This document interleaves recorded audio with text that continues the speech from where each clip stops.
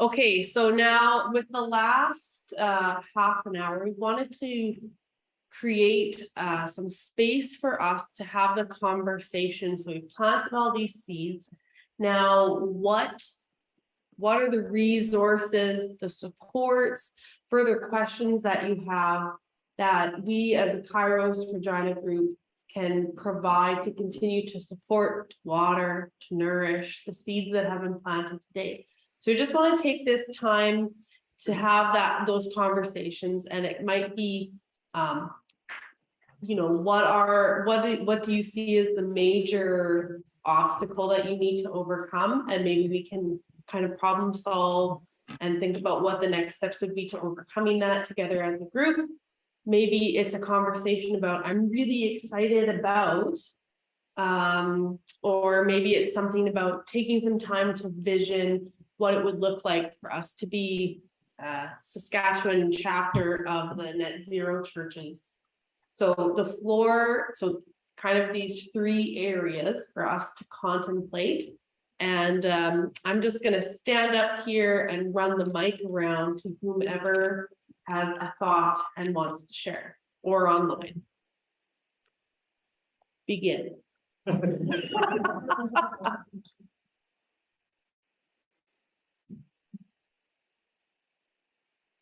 All right, man.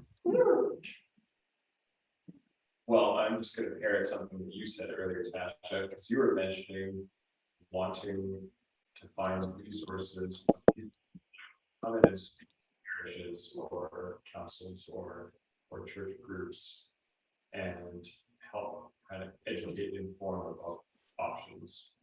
So that seems to be like a barrier or a need, perhaps. Okay, good. So I have. Someone wrote that down. It's recorded. We have record of this. Good. Are we writing stuff down? You're recording the video. Okay, we're recording. Yeah. So just maybe a show of hands, those of you who are on the Adventure Camerathon with me, I guess. Is that a resource that would be helpful? Having someone or a bank of people who might come and give a presentation or begin that conversation in your conversation. That's like a reasonable, helpful thing. Yes. Okay. Great. Ingrid. Ooh, she put her hand up. Good job. Anything else that you would need from us, or?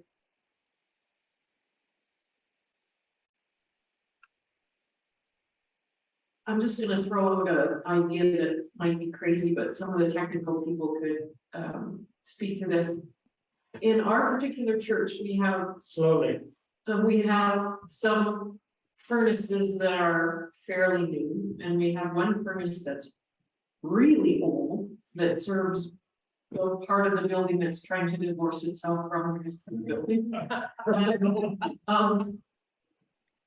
I keep thinking, okay, could we replace that one furnace with a heat pump? And then we have some air conditioning for the offices for our staff who are trying to survive in there. Well, is that feasible? And also, if we did, if we wanted to do what Marcus talked about, where you just go ahead and get the furnaces changed over to heat pumps, could we then plan it so that down the road, if we did the building envelope and we didn't need as much system capacity, could we do it as several heat pumps and then we could give one to somebody for their next project? Just some ideas.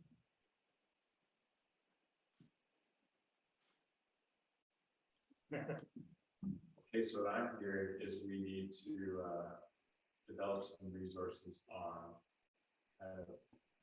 what could work in Saskatchewan context. That's Matt, do me a favor and move away from that bright window. the right window. Yeah, it's here. Okay. What's wrong with it? Yeah, it's interesting. In Saskatchewan, we have a slightly different context. We have a grid that's moving towards more renewables, but right now, you switch to heat pumps. You're still burning fossil fuels to run those heat pumps currently, unless you have a solar panel, right? So yeah, maybe we need to help develop some regional expertise so that we can tailor some of net zero churches solutions so they make sense regionally. And I think exploring some of what you're talking about, maybe a hybrid system about replacing some capacitor heat pumps, still having backup gas to start. That seems like a bigger regional expertise to develop. Anyone else? Well, I think the other thing I heard too was a little bit of oversight and collaboration, sharing resources. So it's okay, we have something maybe we don't need anymore, someone else can use that, and almost Josh left, but like almost like a co-op kind of a setup where you know, we all give a little bit of what we have in excess, or that we're coordinating our efforts so that we're not duplicating services and reinventing the wheel every time we try and do something. That we have maybe a space or a format so you can have these kinds of conversations where we can come together and just share a bit of that. So I hear that also in your comment. Anyone else? Anyone online? Is there something that would be helpful for you to take a next step, or a challenge that you see, an obstacle, or maybe something that gives you joy and excitement?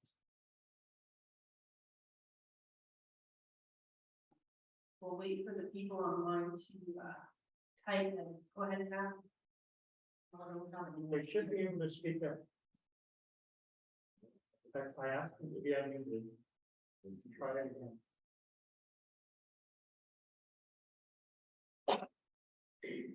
Go ahead. Okay, so I don't have a new idea, but just to kind of piggyback on everything else. To me, one of the important aspects of all of this is to be able to solve. And I like the idea of the regional adaptation to these resources, because I know when I'm talking to my husband about his eyes will glaze over, and he's one individual. We're talking about congregations with large buildings, large finances. And so I think it's really important that it's practical and that that people will buy into it.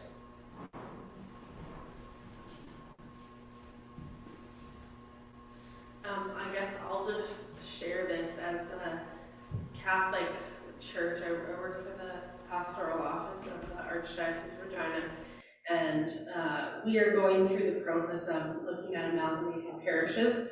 I know the Anglicans in Regina just almost completed, or like 95% done that process. My guess would be that other churches are going through the same kind of process, be they Lutheran or whoever. And a question that I raised to the powers that be in my institution. I'm sorry. They'll hear you a lot better online if you get closer to that mic. As long as you're going to stand, we're going to stand by that mic. Okay. Thank you. No worries.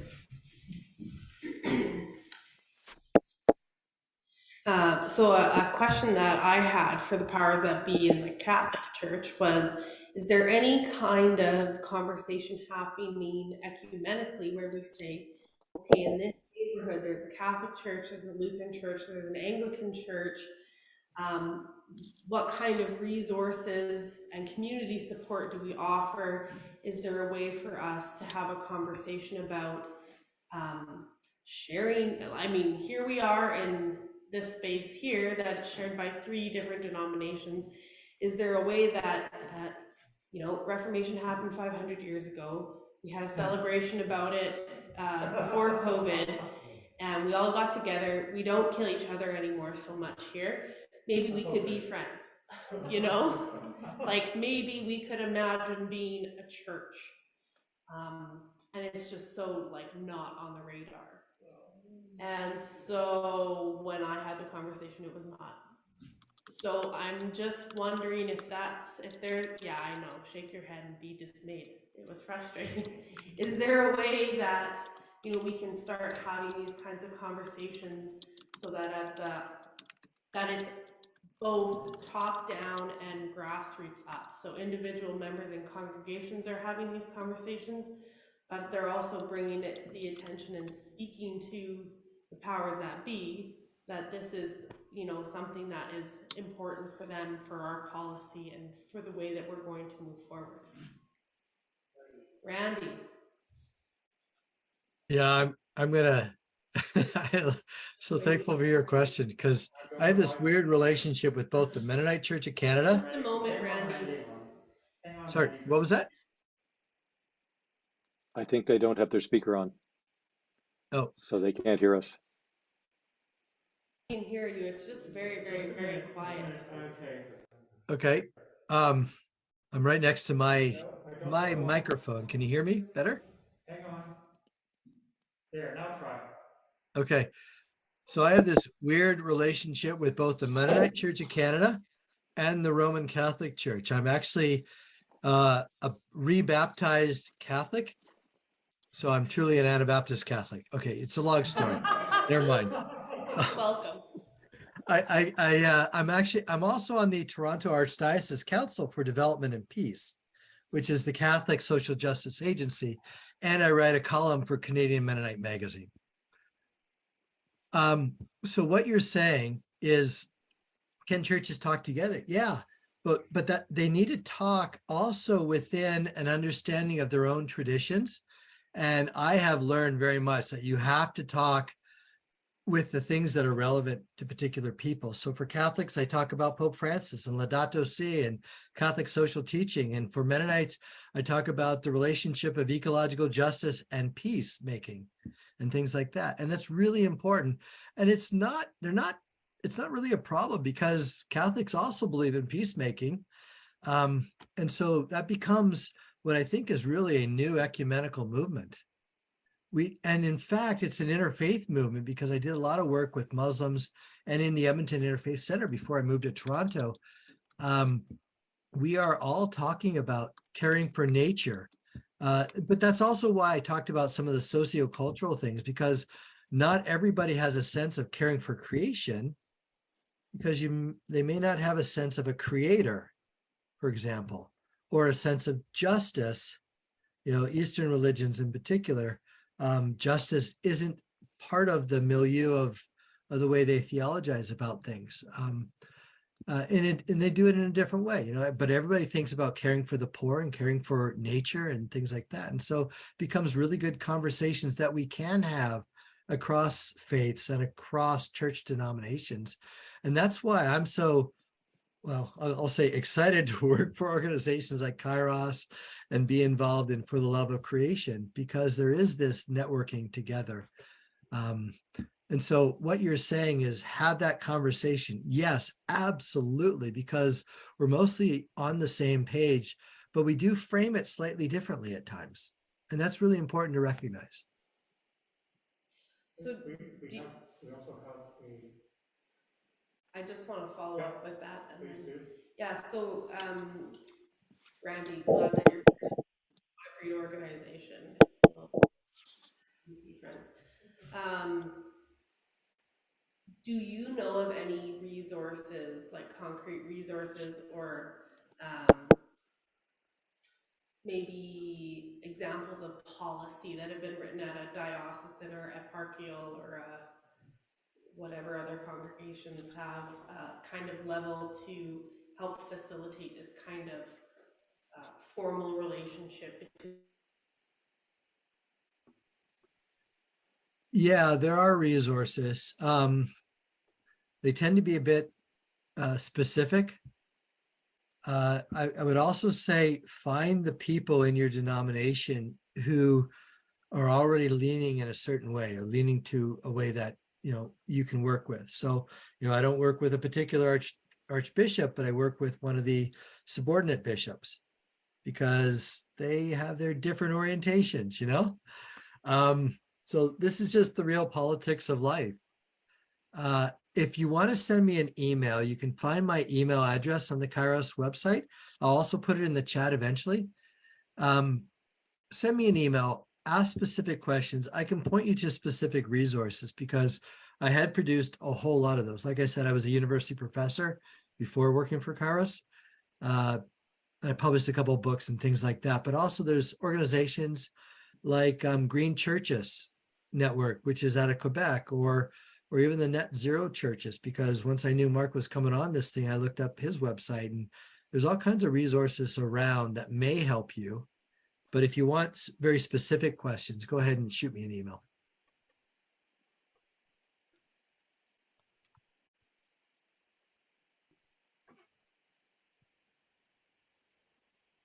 I can't hear you if you're speaking to me because you're muted. Sorry, there we go. Try that again. Go ahead, Mark.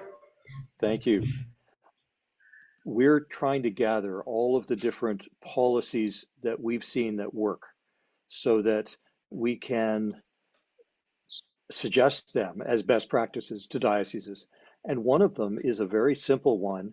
Please tell us which of your congregations you most want to continue or expect to continue into the future, and help us to help them save money on their energy, help us to help them reduce their greenhouse gases, help us to help them teach their members how to go out and talk to their neighbors about how they too could reduce greenhouse gases. And that allows them to begin soft evangelism.